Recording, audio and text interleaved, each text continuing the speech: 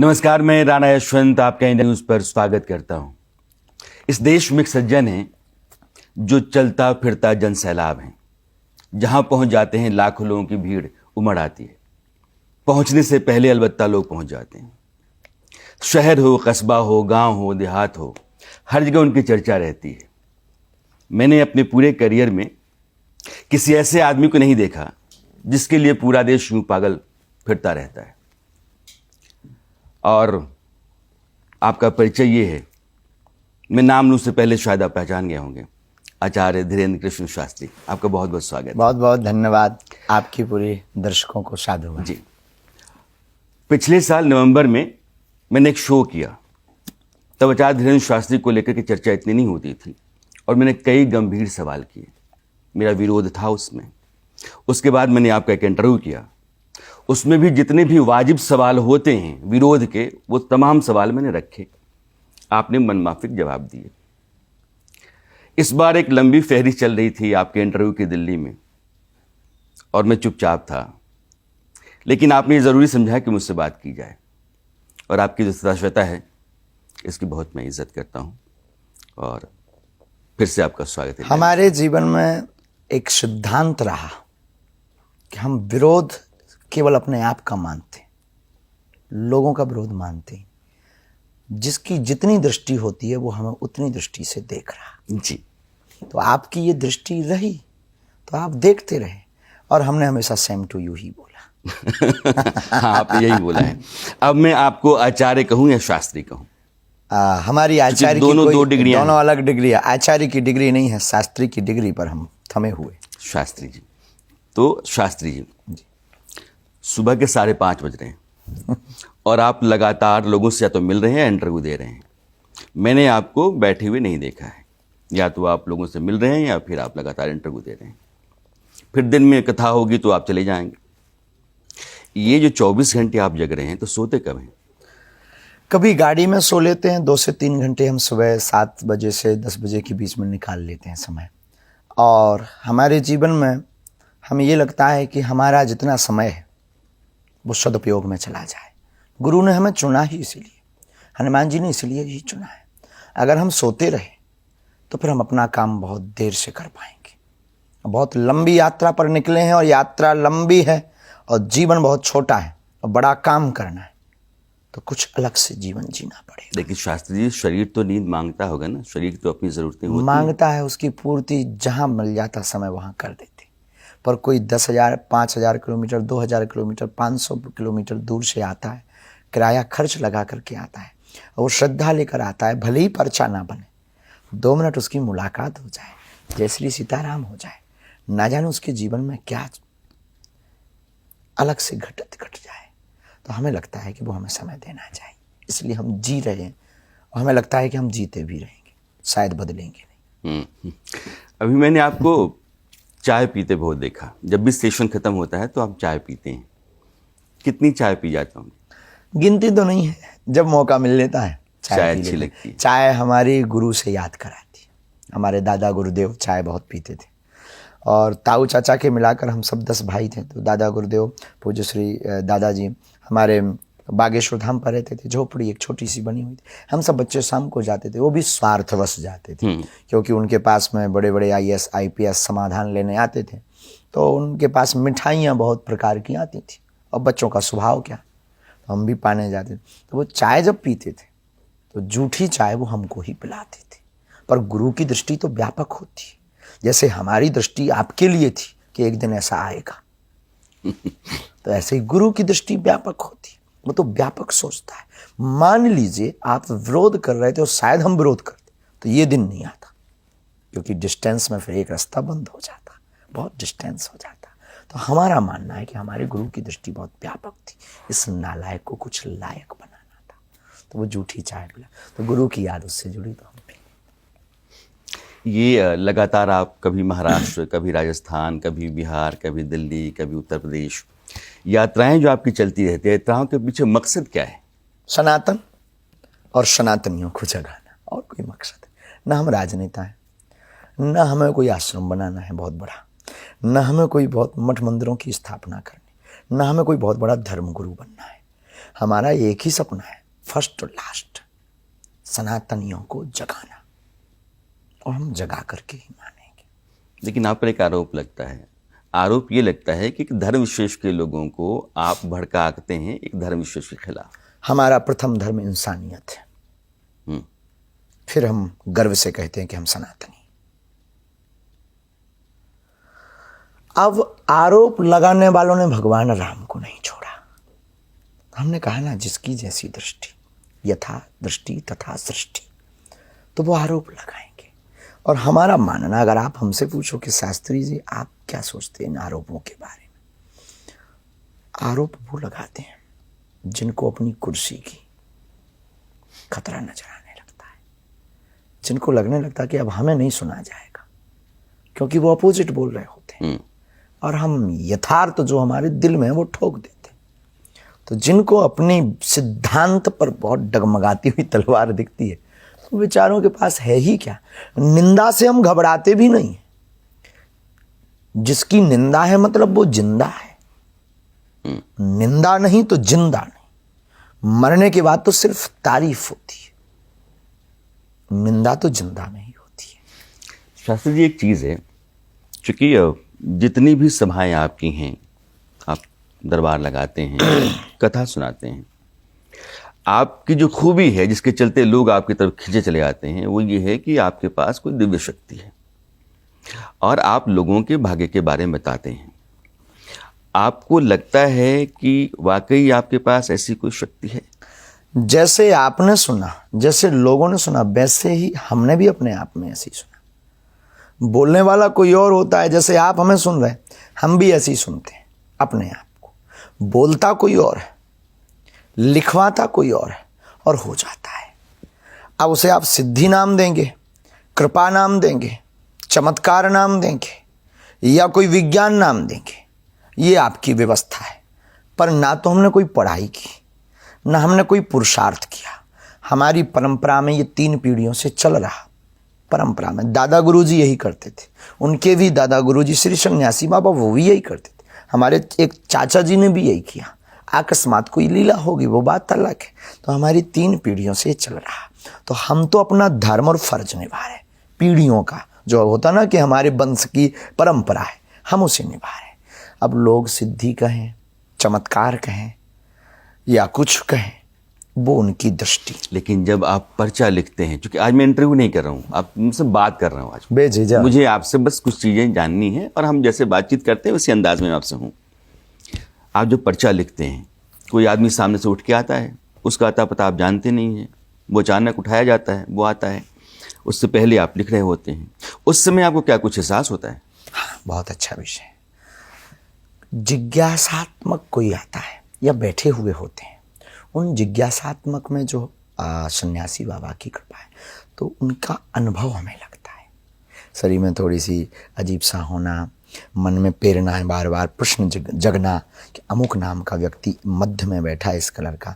तो कई बार ऐसा, अच्छा अब आप कहो कि कुछ कभी गलत हुआ, नीरज का धीरज हो गया, पर हमेशा हमें मन में ये कौतुक जागता है, कोई शक्ति हमसे बात नहीं करती, हमें कोई दिखता नहीं, पर गुरु का अनुभव होता है, सन्यासी बाबा आपके अंदर ये एहसास होता है आपके मुताबिक? बिल्कुल होता है। हमारी दृष्टि में हमें कई बार ऐसा अनुभव होता है कि सन्मुख भी है, ऐसा अनुभव होता है कि अलग से कोई लाइट सी ऐसी होती है जो हमें होता है अलग से। हमारे अभी आपसे हम साधारण बात कर रहे हैं, लेकिन जब वो परंपरा पर गद्दी पे बैठेंगे, प्रार्थना करेंगे, निवेदन करेंगे, तो फिर हमारे मनोविचार तुरंत बदल जाएंगे, एक्टिविटीज हमारी बदल जाएंगी। कौतुक अंदर ही अंदर, इतने प्रश्न, इतने उत्तर, इतने नाम अकस्मात भरने लगेंगे। अच्छा जी, चूंकि 3 पीढ़ियाँ आपकी, शास्त्री जी मैं दोबारा ठीक कर रहा हूँ अपने आप को, यही काम करती रही हैं, कभी दादाजी को, पिताजी को यह लोकप्रियता नहीं मिली, इस तरीके से वो लोगों को अचंभित नहीं करते रहे, उनके चमत्कार का खेल देश नहीं देखता रहा, आपके पास ही आया, आपको लगा कभी कैसे आ गया? नहीं, दादा गुरुजी के पास खूब लीला थी और उस 4-6 जिलों में खूब लोग जानते थे। वो बात अलग है कि वो टीवी पर नहीं आए, और हमें लगता है कि अगर वो टीवी पर होते या आज होते तो बात कुछ और होती। बहुत ऊंचे लेवल की होती, क्योंकि गुरु तो गुरु होता है, हम तो चेला हैं। दूसरी बात, ये अकस्मात उनका ही पुरुषार्थ कर रहा है। हमें तो प्रसाद मिला है। हमें लग रहा है कि उनकी जो तपस्या थी उसको भजा हमने, पर वो जो देश में करना चाह रहे थे तो निमित्त हमें बनाया, करवा और कर वह रहे। आचार्य जी, 2021 में जब कोविड का दौर था, जब दूसरा दौर चल रहा था, उस दौरान कुछ वीडियो आपके मेरे सामने गिरने लगे फेसबुक पे, ट्विटर पे। उस समय से मैंने आपको जानना शुरू किया। मुझे लगता है कि अगस्त सितंबर के आसपास 2021 होगा, और हम आज जुलाई बैठे हुए हैं। ये 1.5-2 साल में एक आदमी ऐसा करिश्मा कर जाता है कि पूरा देश जो है उसके पीछे पीछे भाग रहा होता है। क्या है कारण? क्या आप कुछ सोचते तो होंगे, आप कुछ भी सवाल तो करते होंगे। हम बिल्कुल भी नहीं सोचते, ना हम कोई सवाल करते, हम करते जाते हैं। हमने कहा ना, निमित्त मात्र है, करवाने वाले बालाजी करवा रहे हैं। हमें लगता है कि घर घर राम को जगाने के लिए, और जो कहते थे अंधविश्वास है, ये सब झूठ है, अदृश्य शक्तियाँ नहीं होती, कोई भगवान नहीं होते, ऐसे लोगों को एवं भक्तों की भक्ति को दृढ़ करने के लिए बालाजी कोई लीला कर रहे हैं। दूसरी बात इसी विषय पे कि ना तो हमारा कोई प्रयोजन होता है, ना कोई उद्देश्य होता है। आप आए, बैठ लिया, कोई चर्चा नहीं, बस अब ये इसका परिणाम क्या हो ये पूछा, बस ऐसे ही चलता गया यहाँ तक आगे। दरबार में 2 हिस्से होते हैं, एक जो लोगों की पर्चियाँ पढ़ते हैं, दूसरा जो लोग आपके मुताबिक या वहाँ जो भीड़ रहती है उसके मुताबिक उनको भूत प्रेत विश्वास आ जाता है, जिसको आप दूर करते हैं। इन दोनों में मुझे हमेशा एक भेद लगा। सनातन की परंपरा में कभी भूत पिशाच रहा नहीं है, और आप दोनों के गुरु, मतलब भूत प्रेत के भी और पाठ के भी। बुरा आपको न लगता माने है कि चर्चा में तो हम ये भी कहेंगे जी कि सनातन में भूत प्रेत का कोई स्थान नहीं रहा तो अधूरा ज्ञान हो सकता है। तुलसीदास जी हमारे आपसे पहले के, भूत पिशाच निकट नहीं आवे, या तो ये चौपाई गलत कह सकते हैं, या आपके कहने का तरीका थोड़ा उल्टा हो सकता है। दूसरी बात, हमारे यज्ञ में क्षेत्रपाल देवता का स्थान देते हैं, क्षेत्रपाल वाले, उसमें भूत प्रीतों की ही पूजा होती, उनको भी संभालते। तीसरी बात, गोस्वामी तुलसीदास जी की कथाएं जो पढ़ी, उनमें भी एक प्रेत ही हनुमान जी तक पहुंचाने का रास्ता बताता है। चौथी बात, विज्ञान भी सकारात्मक और नकारात्मक को मानता है, नेगेटिविटी पॉजिटिविटी। तो जो नेगेटिविटी से ग्रसित होते हैं वो वहाँ आते हैं। अब उसे आप कोई बीमारी कह दें, अच्छा बीमारी अगर उन्हें है तो बहुत लोगों को हम भी मिले आपकी दृष्टि से, कि मान लीजिए यशवंत राणा जी अगर हमारे भैया या कोई कहता है, विज्ञान कोई कहता है कि भाई ठीक है महाराज जी इसको मनोचिकित्सक को दिखाएं, तो हमने पढ़े लिखे लोगों को कहा कि तुम बुद्धू तो नहीं हो यार। वो बोले गुरुजी जितनी दवाई होती है वो करवा ली। हमने कहा अब ये जो मंत्र प्रयोग किया इसका क्या असर? बोले दवाइयाँ फेल हैं। तो हमें लगा अपन पास है। तो भूत प्रेत होते हैं, उनको नाम सकारात्मक और नकारात्मक ऊर्जा ये होती है, और ये आप भी मानते हैं। तो सकारात्मक और नकारात्मक ऊर्जा होती है, ये नेगेटिविटी और पॉजिटिविटी है।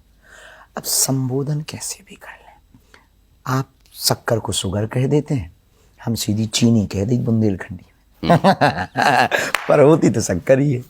एक चीज है शास्त्री जी, मेरे लिहाज से सनातन जो है ना वेदों से शुरू होता है, और वेद वेदों में जिन 33 देवताओं का जिक्र है वो प्राकृतिक शक्तियां हैं, और उसमें रुद्र भी हैं, गण हैं, रुद्र हैं। और अगर हनुमान चालीसा में भूत पिशाच निकट नहीं आवे तो उसकी व्याख्याएं अलग अलग हो सकती हैं।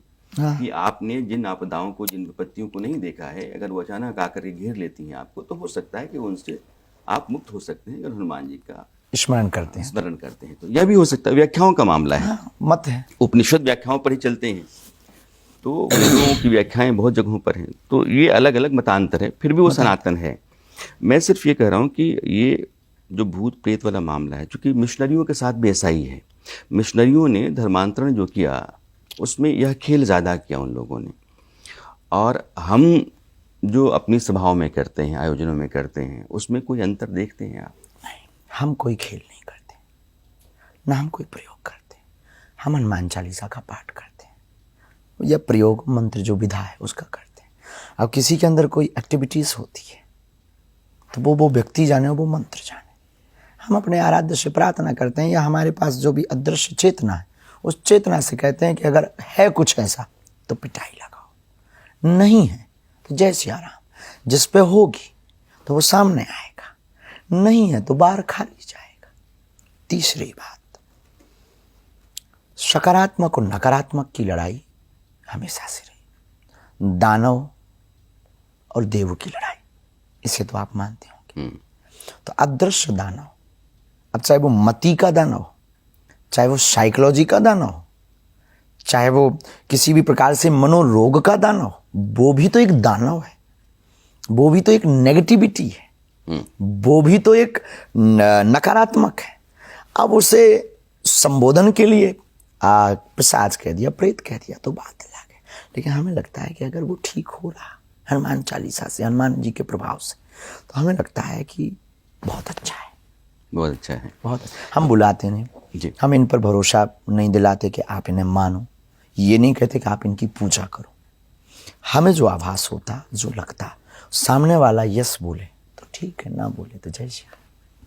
हमारी बातचीत थोड़ी गंभीर हो रही है, दर्शकों को लग रहा कि नहीं, शास्त्री के साथ तो हल्की फुल्की बात होनी ही चाहिए। आप जो पहनते हैं और जो दिखते हैं ये बहुत बढ़िया है, मतलब आपको मैंने जब भी देखा है पूरी सज-धज में देखा है। तो इसके लिए आप खुद ही सिलेक्ट करते हैं या फिर आपने टीम रखी? कोई नहीं, जो आते हैं, बच्चे हैं, जुड़े हैं, वो स्वीकार, प्रेम बस। अभी आप बैठे थे, एक बच्चा नागपुर से आया, गुरुजी कुछ वस्त्र बनाए, लाओ साहब, पहन लिया। हो सके तो आप भी एक आध ट्राई करो और आप कल परसों में हमें एक आध दो, हम ना पहन के निकले तो आप कहना। पक्का, पक्का। और हम बहुत मनमोजी हैं, सबको स्वीकार, सबका स्वीकार कर ले। और रही बात दिखने की, जैसे है, कोई हमारा अलग से कोई ना तो मेकअप है ना कुछ ऐसा, जो है जो सामान्य सबका होता है, सस्ती तिलक छोड़कर अलग से हमारा कुछ भी नहीं, वो कर लेते हैं। हाँ, अब भगवान जाने बन ठन कर आपको क्यों दिख रहे हैं अच्छा, वैसे भी जवानी है आप चूंकि आपने जवानी का जिक्र किया है, बहुत जगहों पर मैं देखता हूँ कि शास्त्री जी शादी कब करेंगे, शास्त्री शादी कब होगी, ये चर्चा रहती है। क्योंकि अब तो आपको बहुत सारे लोग अपनी चर्चा में रखते हैं, देश भर में आपकी चर्चा चलती रहती है। तो ये भी सवाल आता है कि भाई शास्त्री की शादी कब होगी? जल्दी करेंगे, पक्का, बहुत जल्दी। अब तो आप भी बारात में आने वाले, पहले तो असंभव लग रहा था, अब तो संभव लग रहा है असंभव क्यों लग रहा था? सवाल तो मेरे वैसे भी आज वैसे ही है नहीं, पर सवाल वैसे ही है, पर बैठक दूसरी, बैठक दूसरी। पहले सवाल थे सोशल मीडिया से, अब सवाल है नज़रों से, आंखों से आंखों मिल रही हैं, वाणी से वाणी लड़ रही है। अब सवाल, अभी पहले सवाल नहीं थे, पहले विवाद था, अब संवाद है हाँ, संवाद है, संवाद है। हमने कहा कि इंटरव्यू नहीं है, बातचीत करेंगे आपके साथ। एक चीज़ आचार्य जी है, मैं आचार्य जी स्वामी जी दोनों कहता चलूंगा, क्योंकि आपके नाम के आगे पीछे लगा हुआ है। मैं दर्शकों बताऊं, आचार्य का मतलब होता है पीजी, जो पोस्ट ग्रेजुएट हो जाते हैं वो आचार्य हो जाते हैं। अगर आप ग्रेजुएट हैं तो शास्त्री हैं। तो वेद पढ़ते हैं आप, या फिर आप योग में आते हैं और वेद में आते हैं, तो यही डिग्री आपको मिलती हैं। क्योंकि आपके साथ दोनों लगा हुआ है, आचार्य धीरेन्द्र कृष्ण शास्त्री। तो नहीं, हमने आचार्य नहीं लगाया है, लोगों ने अपनी तरफ से लगा दिया। हमारे तो सिर्फ शास्त्री लगा है, जो है हम फैक्ट में, मतलब आप अलग से एक नई चीज मत खड़ी करवा दी कहा जाता है, तो हमने कहा कि शायद ये दोनों जुड़ा हुआ। हमने नहीं लगा, हमने तो रोका ना आपको। आपने हमसे पूछा कि आचार्य या शास्त्री, तो पदवी तो आचार्य की बड़ी होती है, हमने क्या कहा? नो, शास्त्री, क्योंकि हमारे पास इसकी ही डिग्री है अच्छा, शास्त्री जी, देश भर में आप घूमते हैं, कई जगहों पर आप भी पढ़ते होंगे, आपके पास भी आता होगा और सोशल मीडिया पे आप देखते होंगे कि शास्त्री जी को बीजेपी ने खड़ा किया है और बीजेपी अपने वोट के लिए 2024 के लिए इनके तमाम आयोजन देश भर में करवा रही है। हमारे आयोजन पहले भी होते थे, आज भी हो रहे हैं। हमारे सभी पार्टी के लोग हमारे आयोजन करवा रहे हैं, हम किसी पार्टी के नहीं। हमारा धर्मदंड है, धर्मदंड के नीचे राज सत्ता होती है। बहुत पुराना घिसा पिटा एक सिद्धांत है, धर्म से राजनीति चलती है, राजनीति से धर्म नहीं चलता है। दूसरी बात, हमें खड़ा कोई करे, अभी हमने अपने आप को इतना हल्का नहीं लिया। जिन्होंने खड़ा किया वो वीर बजरंगबली है और वो हमें चला रहे हैं। और अगर ऐसा ही था तो फिर विदेश में हम क्यों ये बात करते? तो हमारी तो भारत के अलावा भी दूसरे देशों में चर्चा, वहां तो चुनाव नहीं, वहां तो किसी पार्टी का कोई लेना देना नहीं है। तो ये मानसिकता है। बाकी जुड़े हमसे भैया सब लोग हमारे पास, और सब आशीर्वाद रहते हैं, सबकी हम कथाएं करते हैं। जो बुलाता उनकी कथाएं करते हैं। अब कोई बुलाए ना तो हम स्वयं पोथी लेके थोड़ी पहुंच जाएंगे, चलो भाई अब तुम्हारे यहाँ कथा क्या। क्योंकि आप पब्लिक फिगर हो गए हैं तो लोग आपके बारे में जानना चाहते हैं। उसी लिहाज से मैं पूछ रहा हूँ, अपने दर्शकों के लिए पूछ रहा हूँ। धीरेन्द्र शास्त्री जी खाने में क्या पसंद करते हैं? फल क्या बहुत खाते हैं? फल बहुत खाते हैं। फल बहुत खाते हैं। सलाद पर हमारा बहुत भरोसा है। कई बार हमारा मंतव्य रहता कि हम एक समय फल लें, एक समय भोजन। आहार पे तो हमारा लगभग कंट्रोल है। और प्रत्येक मानव का आहार पर कंट्रोल होना चाहिए। आहार से व्यवहार की शुद्धि होती है। माता पिता भाई से संपर्क कब हो पाता है आपका? बीच बीच में जब भी ऐसा लगता है, माता जी फ़ोन लगा लेती हैं, हालचाल पूछ लेती हैं, सोया करो, गला बैठ जाएगा, आज टीवी पे देख रहे थे, आंखें लाल थी, ऐसा माँ बीच बीच में, जो माँ की ममता होती है सबके साथ होती है। परिवार में कितने लोग हैं? हमसे छोटी बहन, बहन से छोटा भाई, यानी 2 भाई हैं, 1 बहन है, माता जी और पिताजी। बाकी ताऊ चाचा मिला के अलग, तो वो अपना कर्म कांड कोई कुछ सब कर रहे हैं। कहीं मैं आपके बारे में पढ़ रहा था कि कभी बहुत गरीबी थी, जीना भी, 2 जून की रोटी भी मुश्किल थी, और आप फिर अपने किसी दादाजी के पास गए अपने, और फिर आपने उनसे कहा कि घर में तो खाने तक को नहीं है, तो आप तो कुछ करो। हमारे जीवन में संघर्ष तो आज भी है, संघर्ष हमने किया है और संघर्ष होना भी चाहिए। अभाव से ही प्रभाव की महिमा समझ आती, और प्रभाव में अभाव वालों की। तो हमारे जीवन में अभाव तो रहा, लेकिन हमने स्वभाव नहीं छोड़ा, प्रभाव में भी। दूसरी बात, लगभग इस देश में जितने भी उस पर गए उन्होंने संघर्ष किया। आप भी यहाँ बैठे तो स्ट्रगल करके बैठे। निश्चित है एक कहानी होगी हमारे जीवन की, ऐसी है कि एक छोटी झोपड़ी, उसमें माँ, पिताजी, हमसे छोटी बहन और भाई रहते हैं। भिक्षा मांगकर, हम पिताजी कुछ करते नहीं थे किन्हीं कारणवश, तो भिक्षा मांगकर जीवन चलाते। गांव में ब्राह्मण होने के नाते, कर्मकांडी होने के नाते हम सब। फिर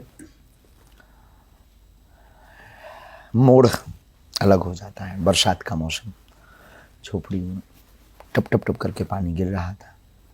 एक कोने में माताजी पिताजी बैठे आग ताप रहे थे, और एक ही जोड़ी कपड़ा हुआ करते, उन्हीं कपड़ों को सुखाना है और पहनना है। स्थिति विचित्र। भोजन के नाम पर चावल का आटा, वो भी कोई एक खा ले। अब प्रश्न सामने खड़ा के खाए को है तो 5। माँ पिताजी कहते हैं बेटा तुम लोग खा लो, तीनों बांट कर। तो माँ ने हमें समझाया कि तुम अपने दादाजी के पास जाओ, क्योंकि दादाजी निर्मोही थे, परिवार से कोई मतलब नहीं, साधु थे। गृहस्थ के बाद उन्होंने पहले ब्रह्मचर्य, फिर उन्होंने ब्रह्मचर्य के बाद साधु मार्ग पकड़ा, संन्यास लिया। ब्रह्मचर्य के बाद गृहस्थ, गृहस्थ के बाद उन्होंने संन्यास लिया। सब लोग आते थे दादाजी के पास, वही दादाजी विचार करना, बड़े बड़े IAS IPS आते थे, रोज देखते ही थे। तो माताजी ने हमें समझाया तुम दादाजी के पास जाओ, कुछ मांगो। तो हम मांगने गए थे धन, गड़ा हुआ धन बता दो, तुम्हारे ही नाती है, कहीं छुपा हुआ तो बता दो, छुपा हुआ बता दो। और प्रायः सोच होती है, हमारा जो मानना है, अभाव में जो जीता है वो ऐसी सोच, छोटी मोटी गांव के लोग हैं, यही सोच हम रखें। हमने कहा आप सबके बारे में बताते हो, हमारे बारे में भी बताओ, आपके सगे नाती हैं, आज भोजन तक नहीं है, कपड़ा के नाम पर ये है, वो भी दुर्गंध देने लगे, पानी में सूख नहीं पाए, और भोजन कुछ है नहीं। तो वो हंसे, चूंकि वो साधु तो साधु होता है, साक्षात्कार वाला महापुरुष तो ऊंचा होता है। टाका लगा के चुटकी बजा के, रात को आओ बेटा, बिटवा, बुंदेलखंडी में नाती को बिटवा कहते, रात को आओ। तो हम रात को पहुंच गए, माँ को बताया, माँ ने पहुंचा भी दिया। स्नान करो, तो वहीं पहाड़ी के नीचे एक नल था, नल में हमने बढ़िया स्नान किया, चले आए, तौलिया पहने, ठंडी की ठिठुर थी।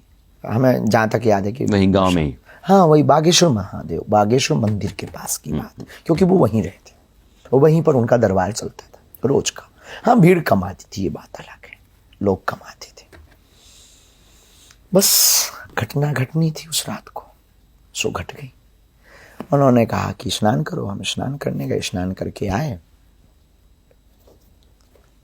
तो उन्होंने यहाँ पकड़ा, बागेश्वर महादेव का जो स्थान था वहां जाकर खड़ा कर दिया। जो भी हुआ वो कैमरे का विषय नहीं, एक लाइट सी सम्मुख आई और बच्चों की भांति जो बच्चों में होना चाहिए, हम डरने लगे, कंपन होने लगा, डरते डरते शरीर कांपने लगा। तो उन्होंने पीठ को थपथपाया और बोले कह दो तुम हमारे और हम तुम्हारे। बस हमने भी आवेश में आके कह दिया तुम हमारे और हम तुम्हारे। घटना घट गई। गुरु तो गुरु होता है, प्रसाद तो प्रसाद होता है, गुरु की दृष्टि तो व्यापक होती है। गुरु सच्चा और अच्छा गुरु किसी भी रंग को राजा बना सकता है। बात आई गई होगी, हम वापस आए, कपड़े पहने, समझ में नहीं आया हुआ क्या, डर अभी भी व्याप्त था। घर आए, धीरे धीरे अकस्मात हमारे जीवन में विचित्रता होने लगी कि कोई भी कहीं जा रहा तो हमारे मन में ये जिज्ञासाएं उठने लगी कि ये आते ही अपना पहले नाम बताएगा, ये अपना ऐसा नाम बताएगा और ये शब्द बोलेगा। डर के कारण हम बोल नहीं पाते थे, कहीं गलत ना निकल जाए, लेकिन वो वही बोलता था। हम चौंकने लगे, ये भगवान ये क्या है, हमें कैसे पता। हम उसको कहते थे ये तो हमें पता है, तो वो हंसने लगता। अब वो बोले भी क्या भाई, अब ऐसा कोई प्रमाण क्या। हमने दादाजी को बताया, गुरुजी के पास एक दिन गए, दम तो कम पड़ती थी, दादाजी तो मुझे महापुरुष, हमने बताया बब्बा, दादाजी को हमारे बुंदेलखंड में बब्बा कहते हैं। हमने कहा बब्बा ऐसी ऐसी बात है, तो वो फिर और हंसे, बोले हो गया। हमें समझ नहीं आया, शायद तब समझ में आ जाता तो और कुछ समझ नहीं आया। धीरे धीरे जब दादाजी को लगा कि शरीर उनका शिथिल हो रहा है, कुछ कुछ चीज़ें उन्होंने बताई। बोले अब तुम ये करो, ये परंपरा है, इसका निर्वाहन करना है, पर कभी यहाँ के धन को, उन लोगों के धन को निजी जीवन में खर्च ना करना। और सच बताएं तो हम कथा करते ही इसीलिए, जीविकापार्जन के लिए। हमारे पिताजी कुछ करते नहीं तो घर चल जाए, बाकी वहाँ के वहाँ से वहीं करना। घर की जिम्मेदारी अब उठाते हैं, अब उठाते कथा से।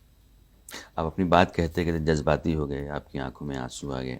और मैं चाहता हूँ कि मैं अपने इंटरव्यू को गंभीर ना ले जाऊं, ये बहुत ही आसान हमारे सा जीवन का लाइट एक मूव इंटरव्यू ये है। प्राय हमेशा जब भी कोई याद कराता है तो ये हमें याद आती है, क्योंकि ये हमारे जीवन का गोल्डन बात। धीरेन्द्र को धीरेन्द्र कृष्ण शास्त्री इसी रात ने बनाया। ये घटना कब की होगी? हम 9, 10, 11 के बीच साल में, अब ऐसा तो कोई याद नहीं, पर 9, 10, 11 के। अच्छा शास्त्री बताइए कि जब बच्चे होते स्कूल आप भी जाते होंगे, जाते थे यार दोस्त तब के अब भी होंगे। अब आप बहुत बड़े आदमी हो गए, वो बेचारे वैसे ही गांव में टहलते होंगे। ना जी, तो ना उनसे जी, मुलाकात होती है, उनसे बैठ के होती है। हाँ कभी बहुत बीच बीच में मिलकर चाय पी लेते हैं हम। और हम कोई बड़े आदमी नहीं हैं, हाँ दिल के बहुत अमीर हैं वैसे बड़े आदमी नहीं है, वरना आप लोगों से क्या छिपा आप लोग तो जमीन में खुदा हुआ निकाल लेते हो। एक चीज मैंने देखी, जितने लोग आपसे मिलने आ रहे हैं, आप सबके चेहरे पहचानते हैं, आप नाम से जानते हैं, तो लोग तो बहुत सारे होते होंगे, तो क्या सबके नाम याद रह जाते हैं आपको? जिनको बहुत ज़्यादा, हाँ पता नहीं, ये तो अकस्मात है, पर कुछ कुछ तो नाम याद। हाँ मैंने देखा आपको कि आप नाम से चेहरे से पहचानते हैं, ये उल्लासनगर के हैं, ये पंजाब में फलां जगह से हैं, ये वहाँ से आए हैं, इनका नाम ये है, तो ये सारी चीज़ें आपको याद रह जाती हैं। हाँ मतलब अच्छा, हमें लगता है इसके पीछे कारण जी कि हम ना सबको बहुत गंभीरता से लेते हैं, और गंभीर चीज कभी जो है भूलती नहीं है अब आप भले ही हमें मजाक में लो, वो बात अलग है। नहीं मैंने हमेशा आपको गंभीरता से लिया। मेरे सवाल थोड़े तीखे होते हैं आपके लिए, लेकिन आप जवाब देते हैं तो लोगों को भी उससे स्थिति साफ होती सी दिखती है। जब तक आप प्रश्न ना करें तब तक आपको लेकर संशय की जो स्थिति होती है वो साफ नहीं होती है। इसलिए प्रश्न करने वाला तो करेगा ही करेगा। प्रश्न से हम घबराए। क्योंकि हाँ, आजकल फिल्में देखते हैं आप? कभी कभी कभी कभी देखते हैं। Last the Kashmir film. हाँ, अभी एक फिल्म आ रही है अक्षय कुमार की, ओ माई गॉड 2, OMG 2। उसको लेकर के बहुत बवाल है और उसको इसलिए रोका गया है कि वो हिंदू धर्म को लेकर उसमें कुछ ऐसी बातें हैं जो शायद भावनाओं को चोट पहुंचाती हैं। एक दौर फिल्मों का भी चल रहा है जिसमें सनातन को लेकर, हिंदू धर्म को लेकर के बहुत सारी टीका टिप्पणी होती है, बहुत सारे सीन ऐसे होते हैं जो ऐतराज़ के लायक होते हैं। इस तरह की फिल्मों को या इस तरह की मानसिकता को आप कैसे देखते हैं? इस तरह की पहली बात तो फिल्में बनानी नहीं चाहिए डायरेक्टर और प्रोड्यूसर को। दूसरी बात, सेंसर बोर्ड को ऐसी फिल्मों की अनुमति नहीं देनी चाहिए जिससे सामाजिक सौहार्दता बिगड़े और किसी की आस्था को ठेस पहुंचे। आस्था आस्था होती है, हमारी हो या तुम्हारी। चौथी बात, प्रत्येक फिल्म कई दशकों तक जी रह करके लोगों के मन मस्तिष्क पर काम करती है। सन हमें याद नहीं, 80 से 90 के मध्य में एक फिल्म आई थी संतोषी माता, और जब वो आई थी तो लोग हमें बताते हैं कि शुक्रवार को टमाटर बिकना बंद हो गए थे, खटाई नहीं कोई लेता था। इतना प्रभाव करती हैं फिल्में। इतना फिल्में अगर प्रभाव करती हैं तो हमें अपने इस भारत की उन्नति के लिए, समाज की सदगति के लिए, युवाओं के मस्तिष्क को स्ट्रांग बनाने के लिए ऐसी फिल्मों को बनाना चाहिए जिससे समाज का कल्याण हो। और ऐसी फिल्म कतई नहीं बनानी चाहिए, ना उस पर हस्ताक्षर करने चाहिए जिससे किसी की आस्था को किंचित मात्र भी ठेस पहुंचे। स्पष्ट कहना। एक आप देखेंगे, हालांकि देश में बहुत सारे ऐसे मंदिर हमारे यहाँ हैं जहाँ ड्रेस कोड है। वो चाहे उज्जैन का महाकाल हो तो, या पद्मनाभ का मंदिर हो तो, बहुत सारे मंदिर हैं, महाबलीपुरम का मंदिर हो तो। अब एक नियम आ रहा है कि फलां मंदिरों में भी ड्रेस कोड लागू कर देना चाहिए।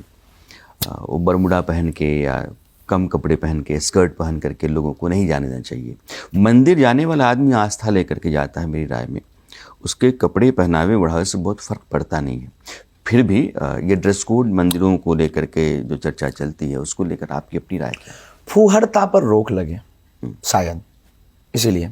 दूसरी बात, वैसे अभी हमें कोशिश बस भारतीय वेशभूषा परिधान का अनुसरण करके एक दर पे तो कम से कम उसको पहनकर जाना चाहिए। पर मान लीजिए मजबूरी है, ऐसा कुछ है, तो कम से कम ऐसे वस्त्र पहनकर जाएं जिससे हमारे परमात्मा के देव स्थान पर फूहड़ता ना परोसी जा सके।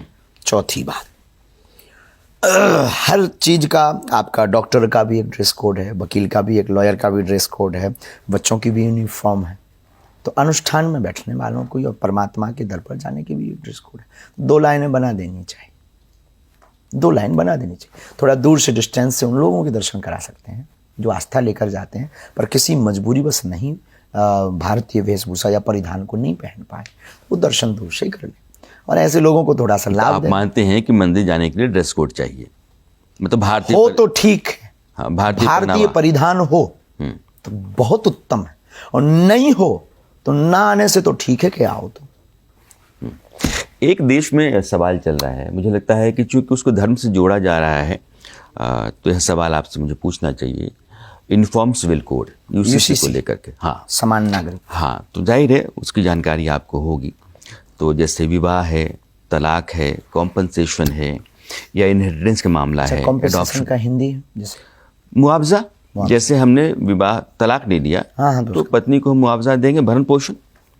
वैसे ही अडॉप्शन, किसी को गोद लेने का मामला है, या फिर विरासत का मामला है, यानी 5 मामले। हाँ, कुल मिलाकर के यूनिफॉर्म सिविल कोड में यही 5 आते हैं मोटे तौर पर, कि हमने शादी कर ली, तलाक हुआ तो हम भरण पोषण देंगे, अगर नहीं है तो फिर विरासत होगी, विरासत कोई वारिस नहीं तो अडॉप्शन का काम होगा। अब एक कानून सरकार कह रही है कि होना चाहिए देश भर में, आपकी अपनी राय क्या है? एक देश से एक कानून होना चाहिए, उचित है, उत्तम है। इसलिए भी उत्तम है कि आपकी परंपरा के खिलाफ नहीं, आपकी परंपराओं से कोई छेड़खानी, आपकी आस्था या आपके मजहब से कोई छेड़खानी नहीं। जब एक देश है, एक भारत माता की संतान है, एक राष्ट्र की छत्र छाया में एक भारत माता के सपूत या पूत कहे जाते हैं, तो फिर एक कानून क्यों नहीं? किसी को 5 स्टार की सुविधा हो, किसी को 3 स्टार। इसलिए हमें लगता है कि होनी चाहिए, बहुत प्यारा है। हम किसी पार्टी के सपोर्टर नहीं हैं, हम राष्ट्र हितैषी विचारधारा पर बोल सकते हैं। अपनी एक भारतीय नागरिक होने के नाते अपनी सहमति असहमति के पक्ष को रख सकते हैं। यानी आचार्य धीरेन्द्र कृष्ण शास्त्री को लगता है कि देश में यूनिफॉर्म सिविल कोड जरूरी है। वो हिंदू धर्म के पक्ष में नहीं है, मुसलमानों के पक्ष में नहीं है, वो सबके ईसाई और पारसी के पक्ष में नहीं है, बल्कि वो देश के नागरिक के पक्ष में, और वो आप जरूरी मानते हैं। बिल्कुल। कुछ चीजें मैं आपके जीवन से चाहता हूँ, बस 10 मिनट आपको लूंगा। मैं चाहता हूँ कि ऐसी बातचीत हो जाए कि फिर बाद में भी मैं इसे कई बार इस्तेमाल करूँ। अब कई बार अब हमें लगता है, उसके लिए आप एक बार बागेश्वर हनुमान जी के पास पहुंचे, वहां से बहुत सी चीजें नहीं उठी। अच्छा, बागेश्वर है तो महादेव का मंदिर है। बालाजी, स्वर तो यही मैं कह रहा हूँ कि बागेश्वर बालाजी, बागेश्वर तो 2 नाम है, बागेश्वर महादेव, बागेश्वर बालाजी। बालाजी जुड़ते ही हनुमान जी हो गए, और जहां भी स्वर लगा हो नाम में तो वहां महादेव होते हैं। तो प्राचीन मंदिर है बागेश्वर, और ये जो हनुमान जी का स्थान, ये सन्यासी बाबा के समय प्रकट हुआ। तो ये शिव मंदिर है या हनुमान मंदिर? दोनों है, क्योंकि बालाजी देश में कई जगहों पर हैं। तो दोनों मंदिर। प्राचीन जो मंदिर है वो बागेश्वर महादेव का है, जहां पर सन्यासी बाबा ने खड़े होकर तपस्या की। वहीं के सामने में वृक्ष से श्री हनुमान जी की जो विग्रह है वो निकला था, तो वो वहीं पर बगल में रखा। तो बागेश्वर के नाम से जानते हैं, पर पूरा नाम जब बताते हैं तो बागेश्वर बालाजी। बागेश्वर बालाजी, तो बागेश्वर में महादेव का नाम भी आ गया। शास्त्री जी कह रहे हैं कि जहाँ ईश्वर लग जाता है, हाँ ये भी ठीक है कि बागेश्वर है तो वह शिव का मंदिर होता है, जैसे महाकालेश्वर, महाकालेश्वर, गणेश्वर। वैसे ही नाथ भी शिव मंदिर होता है, सोमनाथ हो, विश्वनाथ हो, पशुपतिनाथ, केदारनाथ हो, हाँ केदारनाथ हो। तो नाथ और ईश्वर ये जहाँ लग जाता है, आप मान के चलिए अमूमन प्रायः वो शिव मंदिर ही होगा। क्योंकि आप हनुमान मंदिर के हैं तो वो शिव मंदिर भी हनुमान मंदिर भी दोनों आपके यहाँ हैं। आचार्य धीरेन्द्र कृष्ण शास्त्री कहाँ तक पढ़े हैं? 12वीं रेगुलर, BA प्राइवेट। 12वीं रेगुलर, BA प्राइवेट। लेकिन आपको धर्म ग्रंथों की जानकारी तो है? गुरु के पास बैठकर जो पाया, बस इतनी। फिर आप जब कथावाचन के लिए जाते हैं, दरबार में जाते हैं, तो अपनी तैयारी करके ही जाते होंगे, कोई हमारी पढ़ करके जाते होंगे? तैयारी नहीं। कथा के लिए कई बार कथाक्रम पढ़ते हैं, दरबार के लिए तो कोई तैयारी नहीं करनी होती। दरबार के लिए कोई तैयारी नहीं करते, तैयारी? वो तो ठीक है वो। अच्छा, ये मैं फिर सवाल करता हूँ, आप दर्शकों के लिए मैं पूछ रहा हूँ, आपके मुताबिक जब आप दरबार में बैठते हैं और कोई व्यक्ति सामने से खड़ा होता है? नहीं नहीं, ऐसा नहीं होता है। हाँ, ऐसा नहीं, हमने कहा कोई खड़ा नहीं, अनुभव होता है अंदर। जो व्यक्ति आपके पास आता है उसके बारे में अनुभव होता है?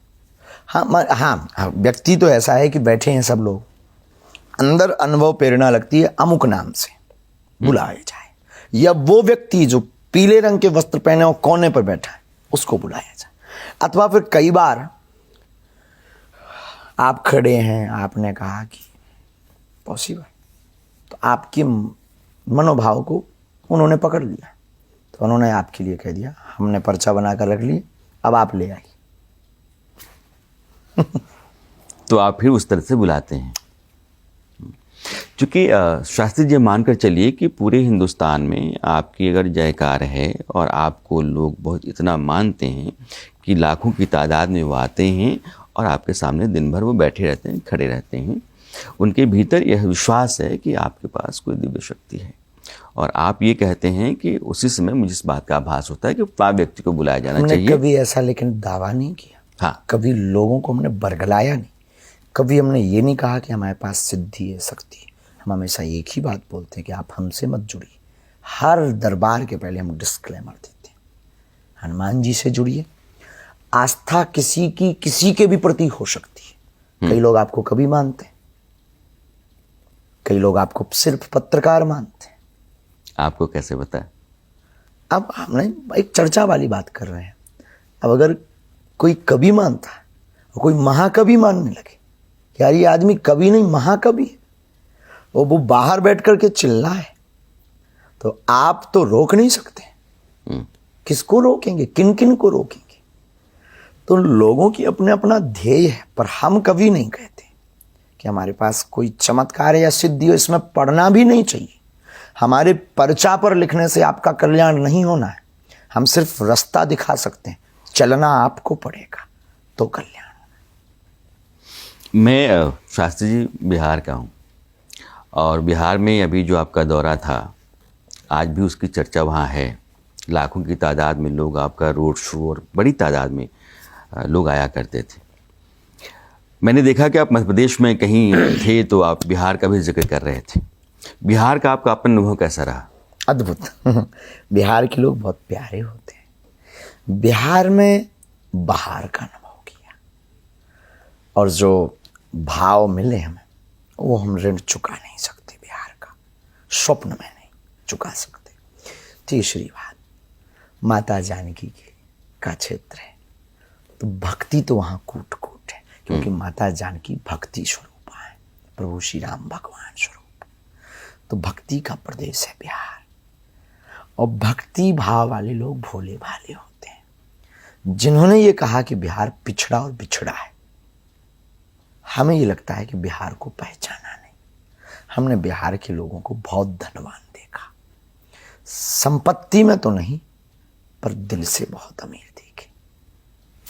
तो अद्भुत अनुभव, और बिहारी भाषा, बिहारी बोलचाल, बिहारी पहनावा, सब नीक बा, का हालवा हो रहुआ, आप चोखा लिट्टी खाए कि नहीं वहाँ के सौहार, बक्सर वाले पूज्य मामा जी की यादें, उनकी वो पद, उनकी वो रचनाएं हमको बहुत खींचती हैं बिहार से।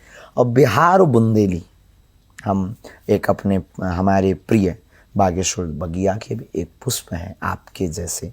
अब आज से तो हम भी आपको बागेश्वर का मानने लगे, आप मानो या ना मानो ये आपकी मजबूरी हो सकती है, हम तो मानने लगे। तो आपके ही एक बिहार के पंडित श्री मनोज तिवारी जी, वो एज ए हमसे कभी मेंबर ऑफ पार्लियामेंट या कभी वो स्टार के भांति नहीं मिलते, अपितु जो गुरु शिष्य की मर्यादा होती है उस भाव से मिलते। यहाँ तक कि बहुत, तो उनसे जब चर्चा होती है बिहार, तो हमारी अभी कुछ दिन पहले चर्चा हो रही थी, तो हम यही कह रहे थे कि आपको नहीं लगता कि बिहारी और बुंदेली मिलती जुलती है? बिल्कुल, जैसे आपके यहाँ कहते हैं जुड़ा गए, हाँ। जुड़ाए गए, हमारे यहाँ भी जुड़ा गए।